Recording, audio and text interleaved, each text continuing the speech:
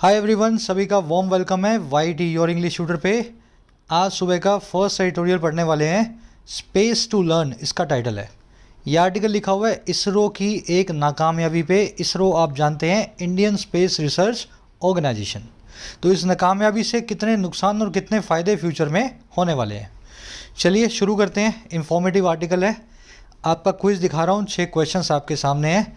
इस आर्टिकल में सिर्फ पढ़ना नहीं है, आपको ट्रांसलेशन के साथ साथ ग्रामर वोकैब पे अलग से ध्यान देना है, और जो भी आप सीखेंगे इस क्विज़ पे अप्लाई करेंगे। सॉल्यूशंस क्लास के लास्ट में करवाऊंगा। चलिए शुरू करते हैं, आइए कुछ नया सीखते हैं।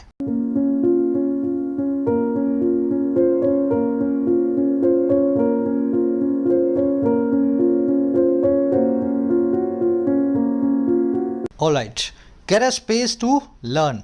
देखिए, लर्न का मतलब होता है सीखना, और स्पेस के 2 मीनिंग होते हैं। पहला मीनिंग होता है दायरा। आपने सुना होगा, यार मेरे पास तो कोई स्पेस ही नहीं है, मुझे थोड़ा सा स्पेस चाहिए, मतलब थोड़ा सा दायरा चाहिए, थोड़ी सी जगह चाहिए।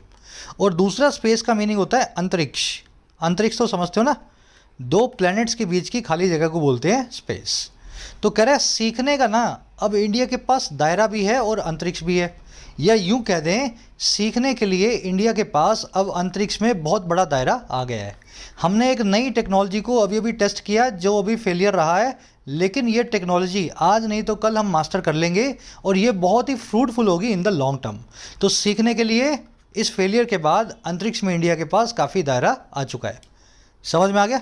तो इस तरीके से हेडलाइंस को लिखा होता है, डबल मीनिंग हेडलाइंस जो है निकलती हैं। चलो अब ये पूरी कहानी समझते हैं, इसके टाइटल पैराग्राफ से क्या कहना चाह रहा है। कह रहा है the failure of small satellite launch vehicle does not have to be a demoralising lesson. कह रहे जो फेलियर है, जो नाकामयाबी है, विफलता है। फेलियर जो है सक्सेस का एंटोनिम होता है, ठीक है।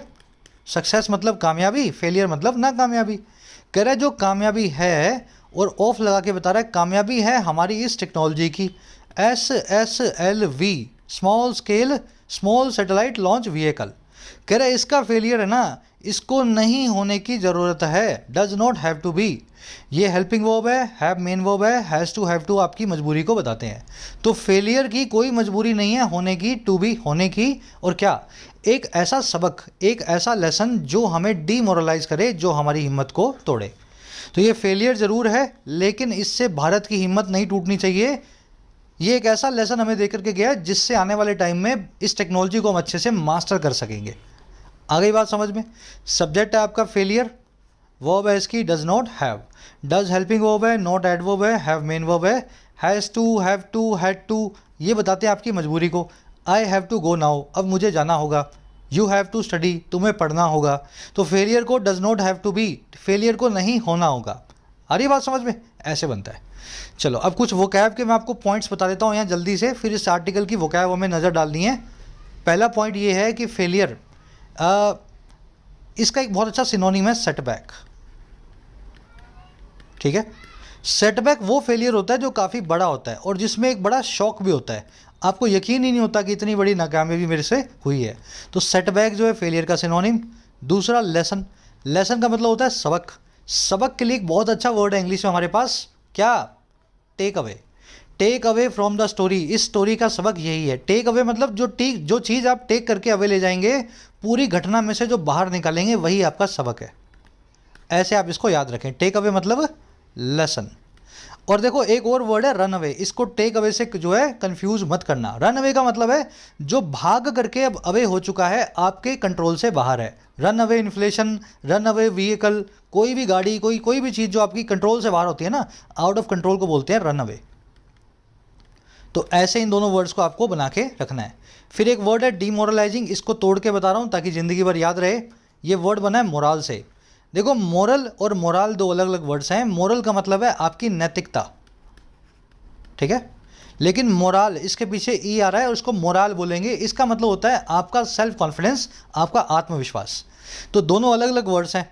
मोराल से बनाया डीमोरलाइज, डी मतलब एंटोनिम, मोरल मतलब कॉन्फिडेंस, IZE या ISE लगा के आपने बनाई इसकी वर्ब। अब इसका मीनिंग क्या हुआ?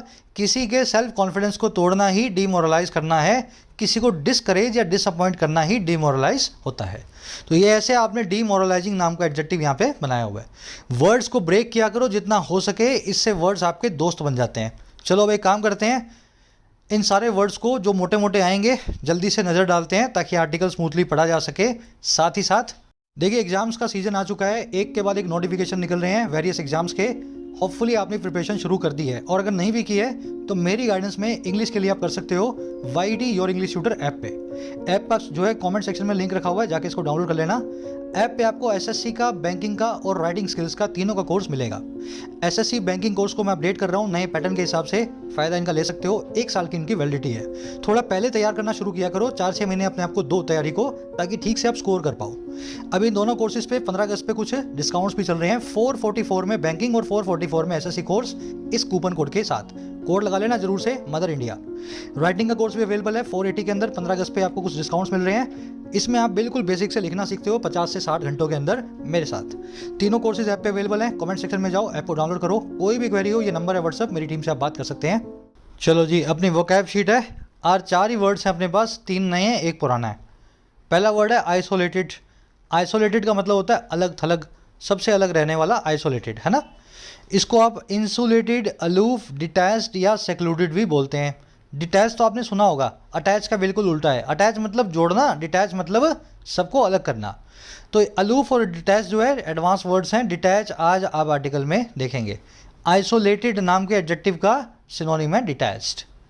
फिर एक वर्ड है सर्कमस्टेंस। सर्कमस्टेंस का मतलब होता है हिंदी में हालात, condition, situation.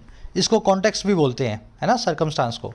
The island nation is going through extremely dangerous circumstances. ये जो टापू देश है, यानी श्रीलंका को समझ लो आप, श्रीलंका है, ये आइलैंड नेशन गोइंग थ्रू हो रही है, गुजर रही है किससे? बहुत ही ज़्यादा खतरनाक सर्कमस्टांसेस से, खतरनाक सिचुएशन से। तो ये वर्ड आर्टिकल में आज आप देखेंगे। फिर एक वर्ड है इनवेरिएबली। इनवेरिएबली का मतलब है विदाउट वेरिएशन।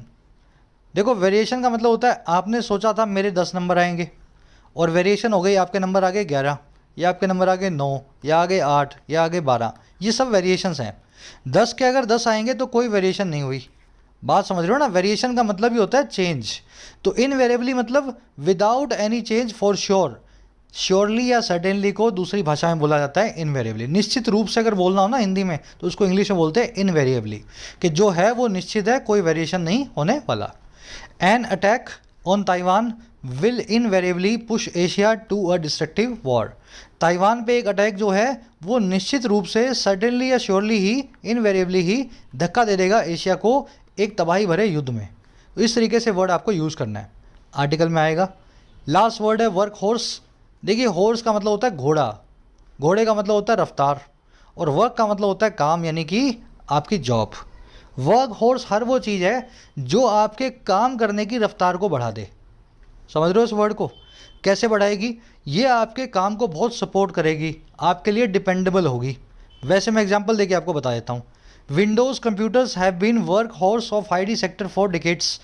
विंडोज़ कंप्यूटर जो हैं वो वर्क हॉर्स रहे हैं, वो सबसे डिपेंडेबल मशीन या रिसोर्स रहे हैं आईटी सेक्टर का कई दशकों से, फॉर डेकेड्स। समझ रहे हो ना? जो भी किसी भी प्रोफेशन में सबसे बड़ी जो मशीन होती है ना, जिस मशीन के ऊपर वो पूरा प्रोफेशन टिक जाता है, उसको बोलते हैं अपने वर्क हॉर्स। उसी हॉर्स के ऊपर वो पूरा सेक्टर जो है वर्क करेगा। तो ये वर्ड आप आर्टिकल में आज आप देखने वाले हैं, वर्क हॉर्स को। चलिए, 4 ही वर्ड्स हैं, डिटेल में करवा दिए हैं। चलिए एक समरी आपको दे दें किस बारे में लिखा हुआ आर्टिकल। देखो, अभी तक आपने PSLV, GSLV, इन सब के नाम थोड़े बहुत सुने होंगे। PSLV, GSLV क्या है? सैटेलाइट लॉन्च व्हीकल्स हैं, लेकिन ये बहुत बड़े बड़े होते हैं, और इन पे इंडिया फुल्ली डिपेंडेंट हो चुका है पिछले कई सालों में। लेकिन अब इंडिया ने सोचा कि एक अपनी खुद की एक टेक्नोलॉजी बनाते हैं, SSLV, जो कि क्या करेगी? PSLV और GSLV से बेहतर होगी और कम कॉस्ट के ऊपर काम करेगी, और छोटे मोटे सैटेलाइट तो बड़ी आसानी से ऊपर भेज देगी। अब ये टेक्नोलॉजी अगर अपने पास आ जाए ना, तो बिलियंस ऑफ डॉलर्स इंडिया कमा सकता है दुनिया भर की कंट्रीज़ के सैटेलाइट्स को लॉन्च करके। लेकिन इस टेक्नोलॉजी का जब हम प्रोटोटाइप जो हमने ऊपर भेजा है ना, फर्स्ट जो ट्रायल हमने भेजा, वो ट्रायल हो गया क्रैश। हमारा आर्टिकल ये कह रहा है कि ये एक ऐसा फेलियर है जिससे वो अच्छे अच्छे सबक हमें लेने चाहिए। इससे डिमोरलाइजिंग होने की कोई ज़रूरत नहीं है। आज नहीं तो कल आप SSLV को बना ही लोगे, है ना। और जिस दिन ये बन गया उस दिन जो है इसरो की बल्ले बल्ले। कहने का मतलब इसरो बहुत रेवेन्यू बनाएगा और बहुत आगे एडवांस तरीके से अपने सैटेलाइट्स को लॉन्च करेगा। बस आज इसका यही जो है समरी है, आज की टोन है, सजेस्ट कर रहा है क्या होना चाहिए। और दूसरा आज जो है ना एनकरेजिंग टोन है, एनकरेज कर रहा है इंडिया की स्पेस जो है रिसर्च एजेंसी को, उसको बता रहा है कि आपको डरने और घबराने की ज़रूरत नहीं है। चलिए शुरू करते हैं आर्टिकल को। कह रहा है जी, the booming excitement over the maiden launch of the Indian space research organisation's new rocket. अब इसका नाम क्या है, कोमा लगा के बता रहा है, the small satellite launch vehicle SSLV।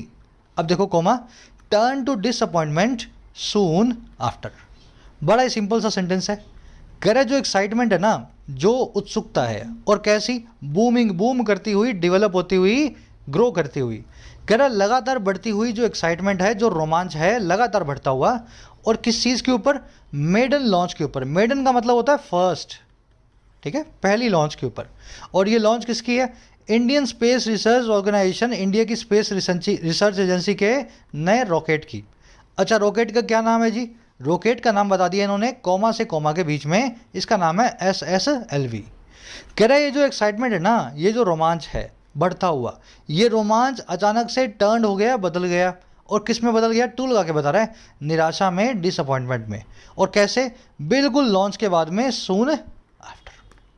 आगे बात समझ में, रोमांच तो बहुत था लेकिन अचानक से बदल गया निराशा में, जैसे ही लॉन्च जो है हमारी क्रैश हो गई। सेंटेंस की स्ट्रक्चर देखेंगे, एक्साइटमेंट आपका सब्जेक्ट है, टर्न इसकी वर्ब है, एक्साइटमेंट सब्जेक्ट है। टर्न टू का मतलब होता है बदल जाना किसी और चीज़ में, है ना। बूमिंग का मतलब होता है तेज़ी से बढ़ती हुई, ग्रो करती हुई, डेवलप होती हुई। इंडियन स्पेस रिसर्च ऑर्गेनाइजेशन सरकारी एक एजेंसी है, इसलिए इसके आगे आप लगाएंगे द। आगे इसको आप देखेंगे इसरो के नाम से, ISRO, है ना, तो समझ लेना इसी एजेंसी की बात हो रही है। चलो आगे बढ़ते हैं।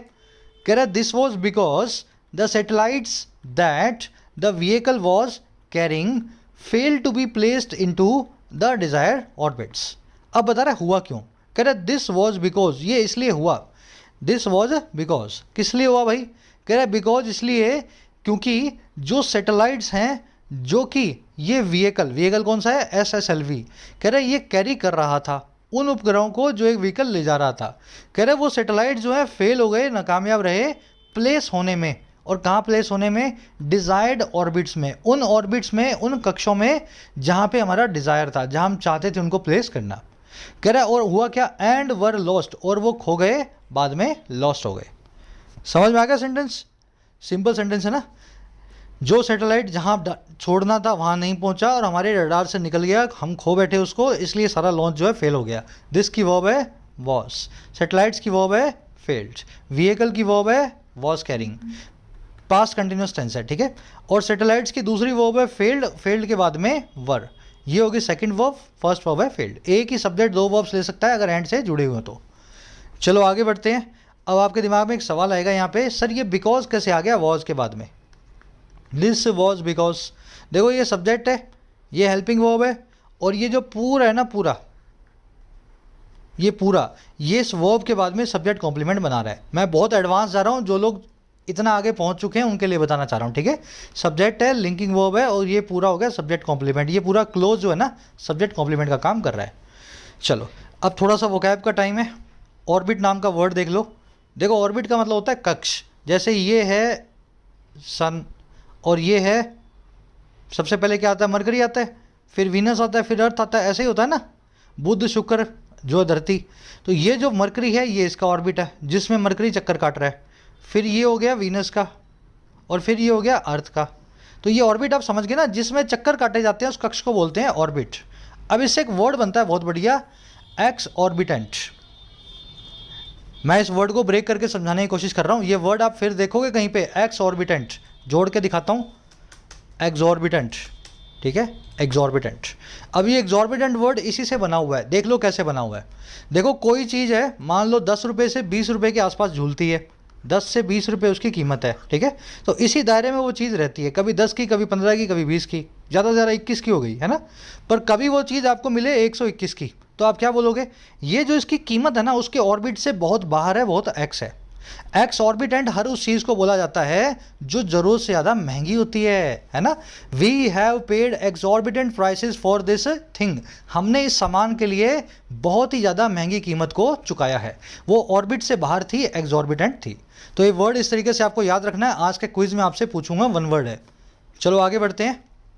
जितना हो सके नोट्स बनाया करो। मैं कोशिश करता हूँ हर वो चीज़ आपको बताऊँ जो मैंने अपनी प्रिपरेशन के दौरान सीखी है ना। इन्हीं से क्वेश्चन निकलते हैं आपके एग्जाम में। कह रहे breaking a tradition of withdrawal and silence after a failed mission. कह रहे ब्रेक करते हुए, देखो वर्ब के आईएनजी फॉर्म से पूरा क्लोज शुरू हो रहा है, फ्रेज शुरू हो रहा है, इसका मतलब है ये पीपीएस से है। पीपीएस से क्या होता है? Present participle simultaneous action. ये एक साइमल्टेनियस एक्शन को बता रहा है। कह रहे कैसे ब्रेक करते हुए, तोड़ते हुए एक ट्रेडिशन को, एक परंपरा को, जो थी एक तो विड्रॉल की और एक साइलेंस की। विड्रॉल का मतलब होता है विड्रॉ करना, पीछे हट जाना। साइलेंस का मतलब होता है चुप्पी साध लेना। कह रहा है इस ट्रेडिशन को ब्रेक करते हुए साइलेंस और विड्रॉल का, और जो ये होता था एक फेल्ड मिशन के बाद में, जब भी मिशन फेल होता है ये ट्रेडिशन होता था। कह रहा है इसको ब्रेक करते हुए इस बार क्या हुआ जी, इसरो ने अनाउंस कर दिया, इसरो अनाउंस्ड। और क्या अनाउंस किया? The details of why the satellites were lost without losing time. ISRO ने अनाउंस किया उन डिटेल्स को कि क्यों सैटेलाइट्स जो हैं वो खो गए थे, लॉस्ट हो गए थे, और कैसे अनाउंस किया? बिना किसी वक्त को गवाए, विदाउट लूजिंग टाइम। तो इस बार इसरो ने एक नया काम करके दिखाया है। इसने ना चुप्पी छानी है, ना इसने पीछे हटाए। अपनी सारी पुरानी जो गलत आदतों को छोड़ करके बिना वक्त गंवाए इसरो ने बताया कि ऐसा क्यों हुआ है। समझ में आ गया? इसरो सब्जेक्ट है, अनाउंस इसकी वर्ब है, breaking present participle simultaneous action. जब इसरो ने अनाउंस किया तब इसरो इस ट्रेडिशन को ब्रेक भी कर रहा था। सैटेलाइट्स की वर्ब है वर लॉस्ट, पैसिव वॉइस में। वाई का मतलब होता है क्यों। अब यहाँ पे एक ग्रामर कॉन्सेप्ट है, फटाफट इसको देखेंगे। देखो ये कॉन्सेप्ट कहलाता है WH वर्ड्स का मिडिल ऑफ सेंटेंसेज में होने का। WH वर्ड्स कौन कौन से हैं? What, where, why, who, when और हाउ भी। हाउ में WH नहीं आता, लेकिन इसको WH वर्ड्स की तरह लिया जाता है। ये WH वर्ड्स वो वर्ड्स हैं जो कि क्वेश्चन पूछने का काम करते हैं। How are you, who is she, when are you coming, where are you going, what are you doing. समझ में बात आ रही है ना? समझ में सवाल पूछने वाले वर्ड्स हैं WH वर्ड्स। इन वर्ड्स की खासियत है कि जब ये सेंटेंस की क्लोज के शुरू में आ जाएं और लास्ट में क्वेश्चन मार्क लग जाए तो ये सेंटेंस में इन्वर्जन करेंगे। जैसे वेयर इज माई पेन, मेरा पेन कहाँ पे है। तो वेयर आपका WH वर्ड है, हेल्पिंग वर्ब या मेन वर्ब पहले आ रही है, उसके बाद में आ रहा है सब्जेक्ट। इसको बोलते हैं इन्वर्जन। ठीक है। वैसे ही वाई वॉज शी लेट, वो लेट क्यों थी। तो वाई WH वर्ड है, हेल्पिंग वर्ब पहले आ रही है, फिर सब्जेक्ट आ रहा है और फिर आ रहा है एडजेक्टिव। तो वाई शी वॉज लेट नहीं, वाई वॉज शी लेट, इसको बोलते हैं इन्वर्जन। अब देखो रूल ये कहता है कि ये इन्वर्जन वाला पंगा नहीं लेना है जब ये WH वर्ड्स सेंटेंस के बीच में आ रहे हो और इनके बाद में कोई भी क्वेश्चन मार्क ना लगाओ। देखो कैसे, I can not figure out where is my pen, मैं ढूंढ नहीं पा रहा हूँ, फिगर आउट नहीं कर पा रहा हूँ मेरा पेन कहाँ है। यहाँ पे वेयर कहाँ आ रहा है सर, बीच में आ रहा है। लास्ट में क्वेश्चन मार्क आ रहा है सर, नहीं आ रहा। कहने का मतलब क्या है, यहाँ पे इन्वर्जन नहीं होगा। तो मुझे लिखना चाहिए I can not figure out where my pen. Yes, आगे ना बात समझ में, लिख के दिखा दूँ। इस इज को उठाओ, यहाँ से उठा के यहाँ पे एक सेकेंड रुकना है, यहाँ से उठा के यहाँ पे इसको पेस्ट कर दो। तो इस तरीके से याद रखना WH वर्ड्स के साथ no inversion when they appear in the middle of a sentence. वैसे ही वाई वॉज शी लेट, वो लेट क्यों थी, यहाँ इन्वर्जन कर दिया, यहाँ इन्वर्जन कर दिया। लेकिन यहाँ देखो she could not explain why was she late, वो नहीं समझा पाई कि वो लेट क्यों थी। WH वर्ड बीच में आ रहा है, वॉज को यहाँ नहीं रखना है, उठाओ और सब्जेक्ट के बिल्कुल बाद में चिपका दो। यहाँ लिखो वाई शी वॉज लेट। चलो आज के क्विज में कॉन्सेप्ट पूछूंगा, याद रखना इस कॉन्सेप्ट को। आगे बढ़ते हैं। बड़े ही सिंपल और टुच्चे कॉन्सेप्ट्स हैं ये, SSC बैंकिंग वालों को खास करके अच्छे से आने चाहिए, है ना। कह रहा the 3 stages of SSLV rocket with their solid propellants performed as expected and detached smoothly. कह रहा है जो 3 स्टेजेस थी, अब इसमें कई स्टेज होती होंगी, अपने को अंदर नहीं घुसना, जो ये कह रहा है उसको समझ लेना है खाली। कह रहा है जो 3 स्टेजेस थे, 3 चरण थे SSLV रॉकेट के। कह रहा है और कैसे, अपने सॉलिड प्रोपेलेंट्स के साथ में। प्रोपेलेंट का मतलब होता है रॉकेट, जिसमें से धुआं निकले, जिसमें से फ्लेम निकले, जो प्रोपेल करे, ऊपर की तरफ उछाले। और सॉलिड का मतलब होता है जिसमें सॉलिड कुछ रखा हो, ना कि गैसेस फॉर्म में। कह रहा है 3 स्टेजेस थी ना इस SLV रॉकेट के अपने सॉलिड प्रोपेलेंट्स के साथ में, इन्होंने परफॉर्म किया जैसे इनसे आशा थी, एज एक्सपेक्टेड। तीनों स्टेजेस बिल्कुल सही तरीके से सही हुई, आगे बढ़ी। कह रहा है और हुआ क्या, एंड डिटैच स्मूथली, तीनों स्टेजेस डिटैच भी हो गई स्मूथली। रॉकेट जब ऊपर जाता है ना तो वो अपना, जैसे थोड़ा सा ऊपर गया 1000 किलोमीटर तो वो अपना थोड़ा सा बोझ फेंक देगा, फिर 2000 किलोमीटर गया फिर थोड़ा सा बोझ, तो डिटैच करता जाएगा, अलग करता जाएगा स्मूथली अपने छोटे छोटे हिस्सों को। तो ऐसा डिटैच भी होता रहा। अच्छा क्यों हुआ ये, to raise the remaining stages through the determined trajectory. ये काम इसलिए हुआ ताकि रेज किया जा सके, उठाया जा सके बाकी बची हुई स्टेजेस को, और कैसे, उस ट्रैजेक्टरी के दौरान जो है डिटरमिन्ड, जो पहले से है निर्धारित। ट्रैजेक्टरी का मतलब होता है पाथ। जैसे आपने एक पत्थर फेंका यहाँ से ऐसे करके यहाँ जाके गिरा, तो ये इसकी ट्रैजेक्टरी है, ये इसका पाथ है। तो जो पाथ पहले से डिज़ाइन था वहाँ पे बाकी की स्टेजेस को एक्टिवेट करने के लिए, रेज करने के लिए बिल्कुल सही तरीके से 3 स्टेजेस हो पाई। समझ में आ गया सेंटेंस। स्टेजेस की वर्ब है परफॉर्म्ड और दूसरी वर्ब है डिटैच्ड। एंड कंजंक्शन से दोनों वर्ब जुड़ी हुई हैं। डिटैच का मतलब होता है अलूफ, अलग थलग, आइसोलेटेड, याद है ना आपको। ट्रेजेक्ट्री का मतलब होता है रास्ता या पाथ, जहाँ से कोई चीज़ गुजरती है हवा में, ट्रेजेक्ट्री। डिटरमिन्ड का मतलब होता है पहले से निर्धारित। चलो आगे बढ़ते हैं। कह रहा है how ever in terminal stage there was mall functioning of a sensor. कह रहा है हालांकि आखिरी स्टेज के अंदर, टर्मिनल मतलब या तो शुरुआती बिगिनिंग वाला या आखिरी वाला एंडिंग वाला, ठीक है। जनरली एंडिंग के लिए टर्मिनल को यूज़ करते हैं। कह रहा हालांकि टर्मिनल स्टेज में ना, आखिरी स्टेज में एक मॉल फंक्शनिंग थी, एक खराबी थी एक सेंसर में। मॉल फंक्शनिंग मतलब सही तरीके से फंक्शन नहीं कर रहा था एक सेंसर। कह रहा which led to the satellites being placed in an elliptical orbit instead of a 356 kilometres low earth circular orbit. कह रहे जिसकी वजह से ये हो गया, ये चीज़ लीड टू कर गई, और कहाँ लीड टू कर गई, सैटेलाइट के प्लेस होने तक, और कहाँ पे, एक अंडाकार कक्ष में, एलिप्टिकल ऑर्बिट में। और किसके बजाय, बजाय 356 किलोमीटर के लो अर्थ सर्कुलर ऑर्बिट के। सेंसर गलत काम किया, इसलिए जो है इस ऑर्बिट की जगह पे इस ऑर्बिट में प्लेस हो गया और सैटेलाइट हमारे हाथ से खो गया। मोटा मोटा समझ गए ना। चलो मॉल फंक्शनिंग की वर्ब है वॉज, क्लोज शुरू हो रहा है देर से, इसलिए वर्ब के बाद में सब्जेक्ट रखा गया है। विच की वर्ब है लेड टू। लेड टू का मतलब होता है कौन सी चीज़ आपको कहाँ ले गई। बीइंग प्लेस जो आप देख रहे हो पैसिव जीरेंड है, बीइंग प्लस में वर्ब की थर्ड फॉर्म। जीरेंड वाला चैप्टर खोल लेना, बेसिक्स के अंदर अच्छे से कवर किया हुआ है कैसे बनाया जाता है। चलो हर चीज़ को रोज़ डिस्कस करते हैं तो वीडियो लंबी हो जाती है, इसलिए कुछ चीज़ें अपने छोड़नी पड़ती हैं। क्लास में रेगुलर रहा करो। कह रहा N elliptical orbit is defined by its long and short axis just as a circle is defined by its radius। कह रहा है एक अंडाकार ऑर्बिट जो है, अगर आपने एलिप्स देखा हो तो कुछ इस तरह का होता है एलिप्स, है ना। इसके 2 फोकस होते हैं और 2 इसकी रेडियस होती हैं, लॉन्ग और शॉर्ट एक्सिस, है ना। ये शॉर्ट एक्सिस, ये लॉन्ग एक्सिस।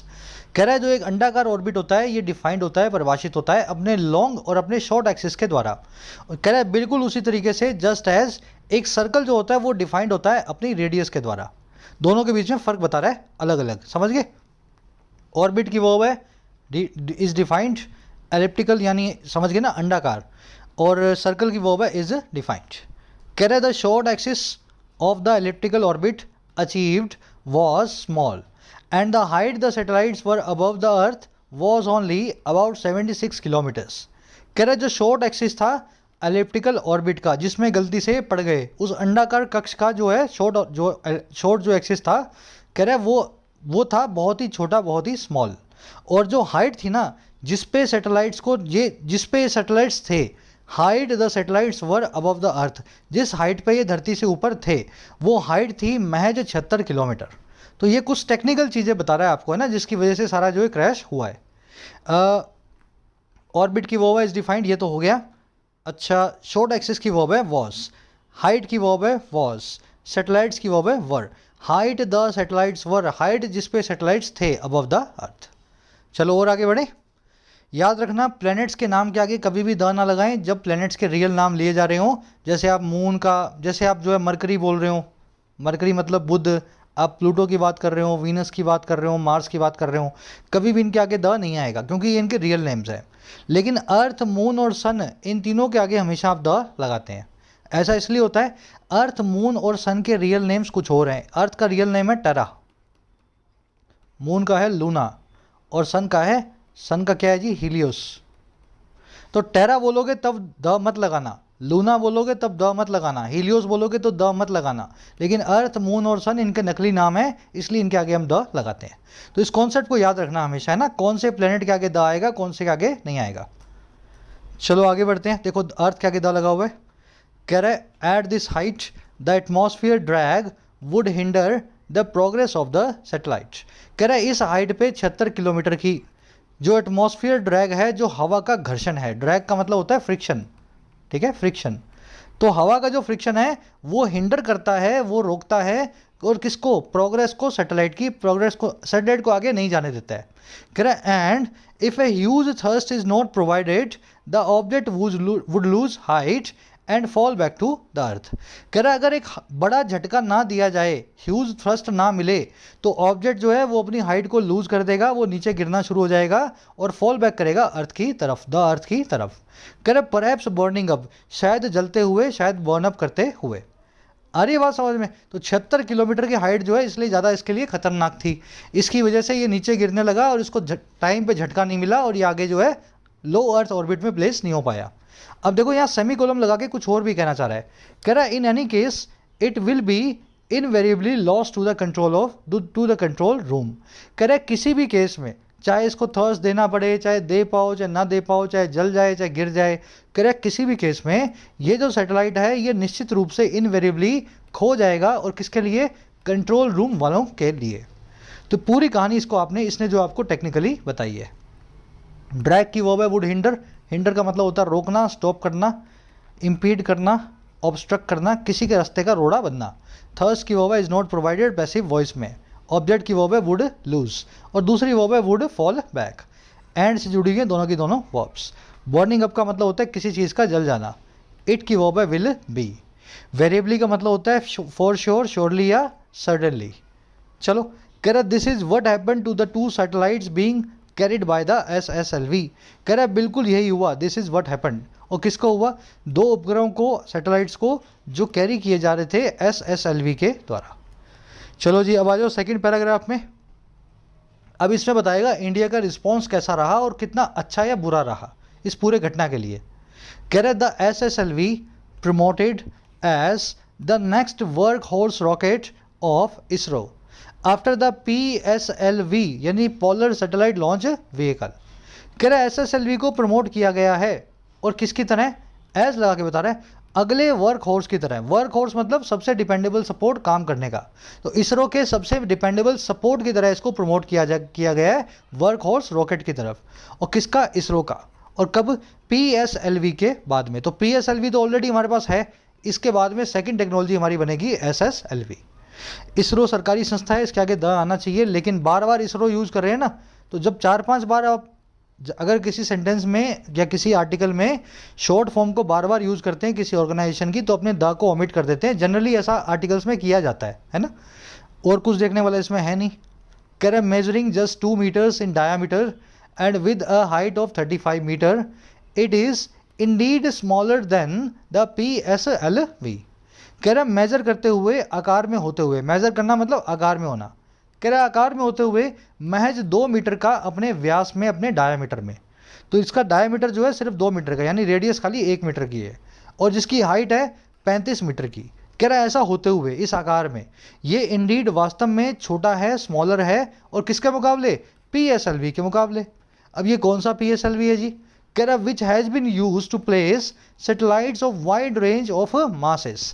कह रहा वो PSLV जिसको इस्तेमाल किया गया है, has been used perfect tense में, पैसिव वॉइस में, जिसको यूज़ किया गया है प्लेस करने के लिए सैटेलाइट्स को जिनके मास की रेंज बहुत वाइड है।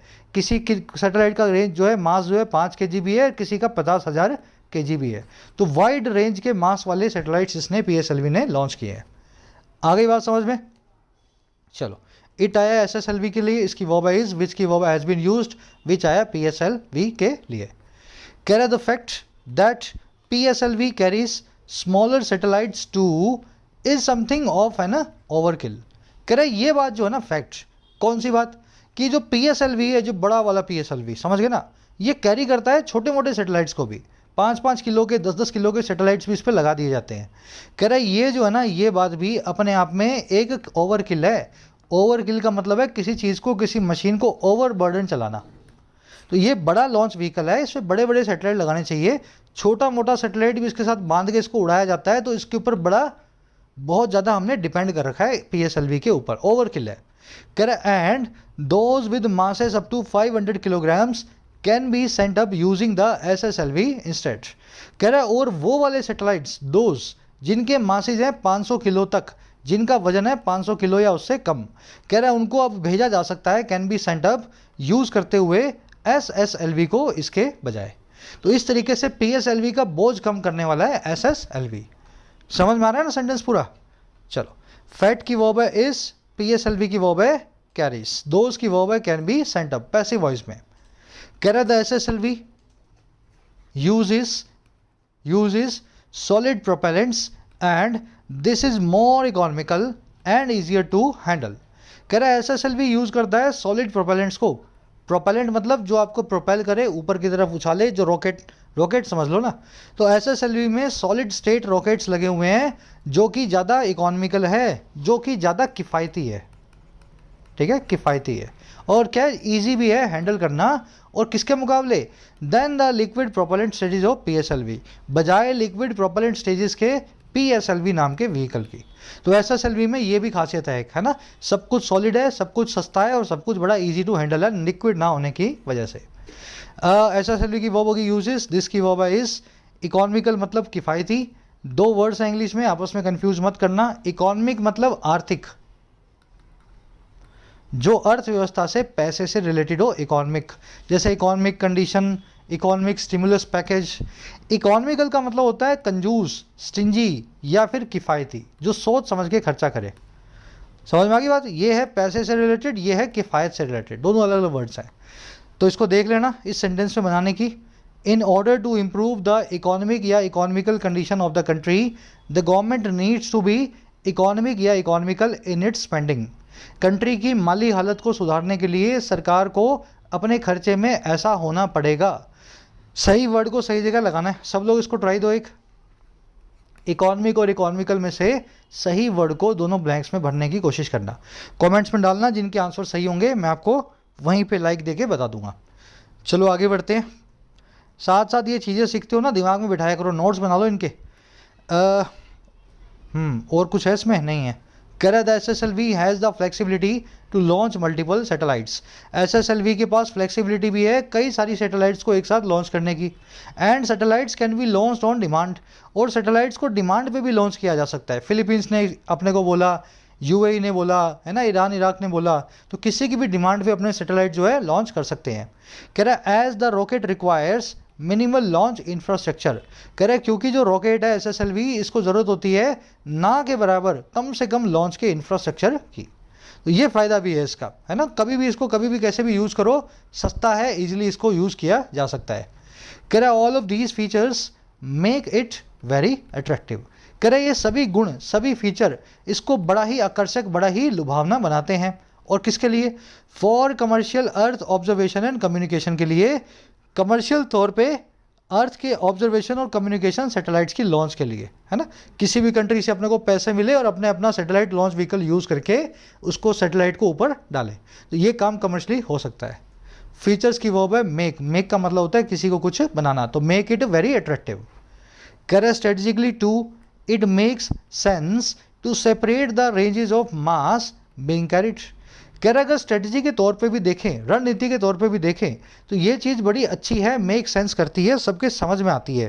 कौन सी चीज़ भाई? कि हम सेपरेट करें, अलग अलग करें उस मास की रेंज को जो कैरी किया जाता है।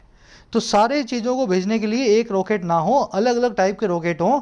500 तक का सैटेलाइट है तो ये रॉकेट ले जाएगा, 500 से 1000 का है तो ये ले जाएगा। तो स्ट्रेटेजिकली भी हमें आराम हो जाएगा, अलग अलग टाइप की रेंज के रॉकेट हमारे पास होंगे। तो इट की वर्ब है मेक सेंस। मेक सेंस मतलब किसी चीज़ का सही तरीके से लॉजिक से समझ में आना, है ना, मेक सेंस करना। कह रहा this time however success was not to be. कह रहा इस वक्त, इस बार, दिस टाइम हालांकि सक्सेस जो है हाथ में नहीं आई, success was not to be. Not to be एक फ्रेज होता है इंग्लिश में, इसका मतलब होता है ना होना। तो इस बार हालांकि सक्सेस नहीं हो पाई, success was not to be. कह रहा and 135 kg earth observation satellite EOS-2 and 8 kg nano satellite Azaadi sat were both lost. तो कह रहा सक्सेस नहीं मिली और ये दोनों ही आज़ादी सेट और EOS-02 दोनों ही खो गए, हमारे हाथ से निकल गए। समझ में आ रही है? सक्सेस की वर्ब है वॉज, इन दोनों की वर्ब है वॉज, या जो वर लॉस्ट है ना, वर बोथ लॉस्ट। कह रहा है what stood out in this episode was the direct communication of SS Somnath, chairperson ISRO, and making available the initial analysis quickly for the benefit of all concerned. कह रहे कौन सी चीज़ या जो चीज़ स्टूड आउट हुई। स्टूड आउट का मतलब होता है सबकी नज़र में आना, कुछ नया होना, अलग होना। स्टूड मतलब खड़ा होना, आउट मतलब कतार से बाहर। तो जो चीज़ कतार से बाहर खड़ी थी, जो चीज़ सबकी समझ में आई अलग से, वो चीज़ इस पूरी घटना में, इस एपिसोड में थी वॉज सीधा सीधा वार्तालाप, कम्युनिकेशन S सोमनाथ की तरफ से, जो चेयरपर्सन है इसरो के। और कैसे आया है वार्तालाप, कैसे आया कम्युनिकेशन?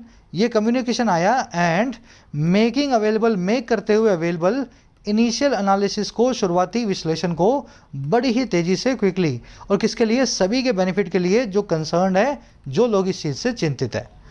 तो सोमनाथ साहब ने क्या किया, बहुत जल्दी से सारा एनालिसिस दे दिया कि क्यों ऐसा हुआ, और ये चीज़ अपने आप में काबिले तारीफ थी। इस बार ये स्टूड आउट की। आगे बात समझ में? वट की वर्ब है स्टूड आउट, और वट स्टूड आउट इस फ्रेज, इस क्लोज की वर्ब है was. What stood out was the direct communication. और कुछ देखने वाला इसमें है नहीं। और आप ये देख सकते हो कि एनालिसिस एक ऐसा नाउन है जिसका अगर प्लूरल बनाना हो तो अलग तरीके से बनता है। सब लोग बना के दिखाएंगे इसका plural. Thesis, analysis, basis, hypothesis, parenthesis, इन सारे वर्ड्स का प्लूरल कैसे बनता है जिनके पीछे IS आ रहा हो। चलो सब लोग कोशिश करना कमेंट्स में। कह रहा it is well known that space agencies around the world invest in testing much more than India does. कह रहा ये चीज़ वेल नोन है, ये चीज़ सब जानते हैं। कौन सी चीज़ भाई? कि जो स्पेस एजेंसीज हैं दुनिया भर की, नासा है और जापान की है, चाइना की है, सारी दुनिया की एजेंसियां इन्वेस्ट करती हैं, और किसमें? टेस्टिंग के अंदर बहुत ज़्यादा, मच मोर। और किसके मुकाबले? जितना इंडिया करता है उसके मुकाबले। तो ये सबको पता है इंडिया बड़ा किफ़ायत से चलता है, अपनी टेस्टिंग में पैसे बड़े ही कम खर्च करता है। अपन ने मंगलयान बनाया, चंद्रयान बनाया, वो भी मतलब बहुत ही कम कॉस्ट पे नासा के मुकाबले देखा जाए तो। इट की वर्ब है इज, एजेंसीज की वर्ब है इन्वेस्ट, इंडिया की वर्ब है डज। कह रहा है India's approach though seemingly economical might extract a cost at some points. कह रहा है इंडिया की जो अप्रोच है हालांकि दिखाई देने में बहुत किफ़ायती है, बहुत इकोनॉमिकल है, हम कंट्री का नुकसान नहीं होने देते ज़्यादा, लेकिन ये अप्रोच जो है ना एक्सट्रैक्ट करेगी, निकाल करके लाएगी। एक्सट्रैक्ट का मतलब होता है किसी चीज़ को निकाल करके लाना। तो ये अप्रोच जो है निकालेगी, एक्सट्रैक्ट करेगी एक कीमत को किसी ना किसी पॉइंट पे। कम पैसे खर्चोगे तो कहीं ना कहीं तो पीछे रह ही जाओगे, कहने का मतलब ये। इंडियाज अप्रोच का वर्ब है माइट एक्सट्रैक्ट। कह रहा है success in such circumstances is remarkable. कह रहा है ऐसी हालात में भी जो सक्सेस इंडिया पाके बैठा है, दुनिया की टॉप लीडिंग जो है स्पेस एजेंसीज में इंडिया भी एक है। कह रहा है ऐसी सक्सेस जो है ऐसे सर्कमस्टांसेस में किफ़ायत के बावजूद बड़ी ही रिमार्केबल है, बड़ी ही प्रशंसा के लायक है। अब सेमी कॉलम लगा के बता रहा है, कहना है failure a lesson that comes at A cost. और अगर फेलियर आए तो वो एक ऐसा लेसन बन जाएगा जो एक कीमत पे आता है, दैट कम्स ए कॉस्ट। तो आपको घबराना नहीं है फेलियर के नाम पे। इंडिया वास्तव में दुनिया की टॉप 5 जो है स्पेस एजेंसीज में से एक है, और बहुत कम पैसा खर्च करने के बावजूद तो हमारी सक्सेस पहले से ही काफ़ी रिमार्केबल है। और अगर कोई फेलियर आता है तो वो सिर्फ सबक ही दे करके जाएगा और कुछ भी हमसे लेके नहीं जाएगा। समझ में आ गया सेंटेंस? रिमार्केबल मतलब नोटिसेबल, सर्कमस्टेंसेज मतलब कॉन्टेक्स्ट, सिचुएशन, हालात, है ना। चलो आज का आर्टिकल बहुत इंटरेस्टिंग था, थोड़ा सा मुश्किल लगा होगा आपको क्योंकि सिंपल वोकैब थी, लेकिन बहुत सारे नए नए वर्ड्स होंगे आपके लिए, है ना। चलो अपने क्विज पे आ जाओ फटाफट से। 6 क्वेश्चन है आपके सामने। सबसे पहली चीज़ जो बहुत ज़्यादा एक्सपेंसिव हो उसको क्या बोलते हैं? 1 वर्ड। तो ये मैं लिख कर नहीं बता रहा हूँ, आपको खुद से बताना है विदाउट ऑप्शंस। सब लोग करेंगे इसको। अच्छा, मार्स के पहले द लगेगा या नहीं लगेगा ये आपको चेक करना है। 3rd के अंदर प्लैनेट्स के आगे द लगता है नहीं लगना, मैं आपको ऑलरेडी बता चुका हूँ। फिर 4th में आपसे पूछा है इकोनॉमिकल, इकोनॉमिक, वर्क हॉर्स और एग्जॉर्बिटेंट, चारों में से कौन सा वर्ड यहाँ पे सही तरीके से बैठेगा। तो देख लेना फॉर्चून मतलब नसीब, तो कैसा नसीब है, आर्थिक है, किफ़ायती है, वर्क हॉर्स है या बहुत महंगा है। एक्सॉर्बिटेंट मतलब महंगा, याद है ना। पाँचवें में आपसे पूछा है, अब देखो ये मैंने आज करवाया नहीं लेकिन ये आना चाहिए सबको, पार्टिसिपल और जेरेंट्स को कैसे यूज़ किया जाए। तो being content, containing, having content और कंटेंट। देखो बेसिक्स में तो हो चुका है, आज नहीं करवाया मैंने, लेकिन फिर भी आपसे पूछ रहा हूँ, इसको ट्राई देना, मुझे पता है सबका गलत ही होने वाला है। कमेंट्स में आंसर रखें, जाके चेक कर लो, आउट ऑफ 5 कितने मार्क्स मिले ज़रूर से बताना। फर्स्ट और सेकंड में 2 एरर्स हैं, ढूंढ लो। मैं आपको हिंट्स दे रहा हूँ। पहली एरर मिलेगी वाई की वजह से, और दूसरी एरर मिलेगी आपको इस वर्ड के अंदर। तो 2 एरर्स हैं। अब 6 क्वेश्चंस के आंसर कमेंट सेक्शन में डाले हुए हैं हिंट्स के साथ में, जाके चेक कर लो। आउट ऑफ 6 कितने मार्क्स मिले हैं ज़रूर से बताना। कल मुलाकात होगी। कोर्सेज अवेलेबल है ऐप पे, जाके फ़ायदा ले सकते हो। पेपर आने से पहले लिया करो कोर्स, है ना। कोर्स लेते हो पेपर आने से 1 महीना पहले। सर अब में प्री आने वाला है मेरा IBPS का, अब 1 महीना रह गया तो उसमें मैं क्या करूँ, आप भी क्या करोगे, है ना। तो 6 महीना 8 महीना अपने आप को वक्त दो, पूरे मन से पढ़ाई करो। कोर्स लेना है नहीं लेना, लेकिन पढ़ाई पहले से शुरू करनी है। कोर्स सिर्फ आपकी एडिशनल हेल्प के लिए होते हैं। रूटीन अपना बना लो और पहले से पढ़ाई शुरू करना शुरू कर दो। ऐप से रिलेटेड कोई भी क्वेश्चन होता है, ये नंबर है व्हाट्सअप, इस नंबर पे टीम से बात कर सकते हैं। Until then, signing out.